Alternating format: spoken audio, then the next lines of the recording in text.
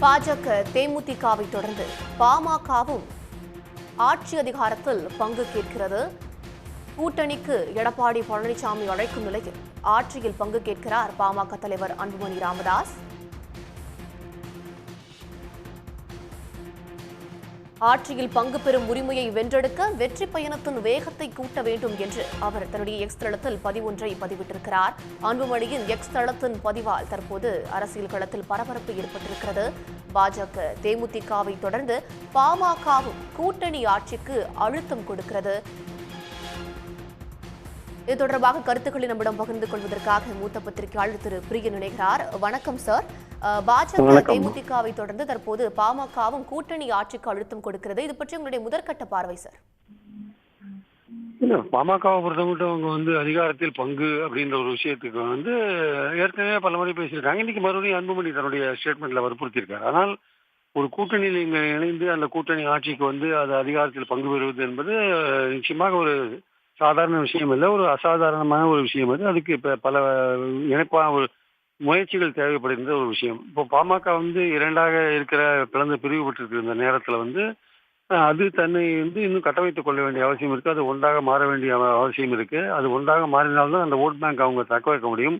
அப்பதான் எந்த கூட்டணியில சேர்ந்தாலுமே அவர்களுக்கான உரிய இடங்கள் கிடைக்கும். அந்த உரிய இடங்கள் கிடைச்சாதான் கூட்டணிக்கு தலைமை வகிக்கிற கட்சி மெஜாரிட்டி இழக்கும் போது நீங்க கூட்டணி கவர்மெண்ட்டை பத்தி அப்பதான் யோசிக்க முடியும். அப்ப நீங்க ஆட்சியில பங்கு பெறத்துக்கான வாய்ப்பு இருக்கு. ஆனால் அடிப்படையான ஒரு விஷயம் என்னன்னா, கூட்டணிக்கு தலைமை தாங்க தமிழ்நாட்டில் அஇஅதிமுகவோ அல்லது திமுக ரெண்டு கட்சிகளுமே இதுவரையும் அதிகாரத்தில் பங்களிப்பு என்ற விஷயத்துக்கு ஆதரவு தெரிவிக்கல, கொள்கை ரீதியான எந்த முடிவும் எடுக்காது இருக்காங்க. அப்படி இருக்கும்போது அந்த கட்சிகளோடு கூட்டணியில் இருக்கிற கட்சிகள் அதிகாரத்தில் பங்களிப்பு என்ற ஒரு விஷயத்தை சொல்லும் போது அது எந்த அளவுக்கு சாத்தியம் என்பதை யோசிக்க வேண்டும். ரெண்டாவது தேர்தலுக்கு முன்னாடியே கூட்டணி என்று சொல்லி ஓட்டு கேட்டால் தமிழ்நாட்டில் மக்களுடைய மனநிலை என்னவா இருக்குன்ற ஒரு கேள்விக்குறி இருக்கிறத நம்ம பார்க்கிறோம். அதனால முதல்ல பாமக ஒன்றுபடணும், ஒன்றுபட்டு வலிமையாகணும். அப்பதான் ஒரு கூட்டணி கவர்மெண்ட் அமைகிற பட்சத்துல அதற்கான வாய்ப்புகள் அதிகமாகும். அது கூட்டணியும் அதிக இடங்கள் நீங்க கேட்க முடியும். ஸோ இந்த சூழல்ல கண்டிப்பாக அன்புமணியுடைய விருப்பம் தெரிகிறது. அதற்கேற்றபடி பாமக தன்னை கட்டமைத்துக் கொள்ள வேண்டும் என்பதுதான் நமது கருத்து. சார், கூட்டணி ஆட்சி அப்படிங்கிற பட்சத்துல எத்தனை % ஓட் பேங்க் இருக்கணும்? மற்ற மாநிலங்கள்ல இருக்கக்கூடிய கள நிலவரங்களை நீங்க இதோட கம்பேர் பண்ணி சொல்ல முடியுமா? இல்லைங்க, இப்போ கூட்டணி ஆட்சின்ற போது இப்போ மகாராஷ்டிரால கூட்டணி ஆட்சி நடக்கிறது, இப்போ பீகார்ல கூட்டணி ஆட்சி நடக்கிறது. மகாராஷ்டிரால முதல்ல சிண்டே சிவசேனாவை பிளந்துட்டு வந்தாரு, அவர் சிஎம் இருந்தாரு. அதுக்கப்புறம் இப்போ தேர்தலுக்கு அப்புறம் பட்னாவிஸ் பாஜக முதல்வர் ஆயிட்டாரு. அதுல நிச்சயமாக அதிகமான இடங்கள் போட்டி போடுற கட்சி பெரிய கட்சி தான் அதிகமான இடங்கள்ல போட்டி போடும்.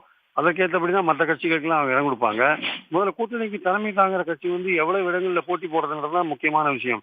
அதாவது கூட்டணியில் இருக்கிற கட்சிகள் என்ன நினைப்பாங்க, கூட்டணிக்கு தலைமை தாங்குற கட்சிகளோட போட்டி போடுற எண்ணிக்கையை குறைச்சாதான் கூட்டணிக்கான வாய்ப்புகள் அதிகமாகும்னு சொல்லிட்டு இவங்க அதிகமான இடங்கள் கேட்பாங்க.